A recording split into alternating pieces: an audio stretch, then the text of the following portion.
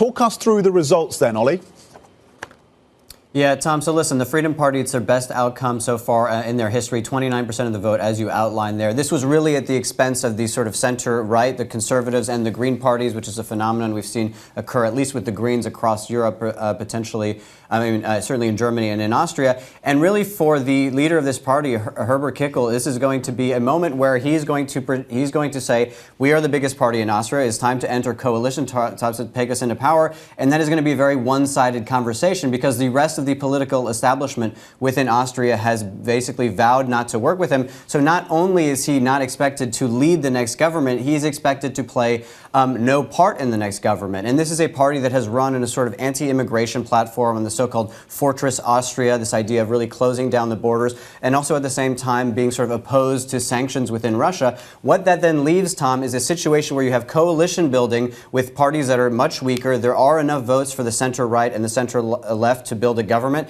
It often takes a very long time for governments to form in Austria, up to 2 months. But the situation that it leaves is potentially a weaker government that's actually ruling over, while at the same time, on the sidelines, the most popular party within Austria giving its sort of policy proposals, which is really not an ideal dynamic for these mainstream parties who might actually want to try to get something done and face a lot of sort of opposition from a party that can rightly say they are the most popular party within Austria.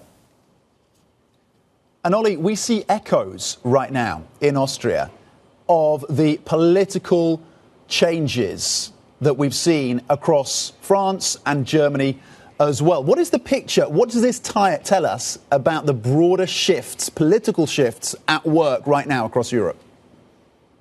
Yeah, I think it's really interesting, Tom. And you have the same phenomenon at play both in Germany and in France, where you have in France this idea of le barrage, which is the sort of teaming up of all these political parties to, at any cost, basically prevent the far right from coming into government. The cost of that, Tom, is being an effective government, as we've been learning in France, where we're only now getting a prime minister to come into power. And already it looks very, very shaky. Similar phenomenon here in Germany, where you have all of the mainstream parties have vowed to block the AfD at the local level. But, Tom, we have an idea of what really awkward coalitions look like in Germany because we've got one right now. And it's very difficult for these three parties to work together to get things done. What it leaves is a much weaker government. And putting this in the broader context, Tom, we have a new European Commission, right? Ursula von der Leyen wants there to be a more integrated Europe. It says that from the Mario Draghi report that basically the only way that Europe survives is if it begins to act more like a single country rather than a collection of different countries.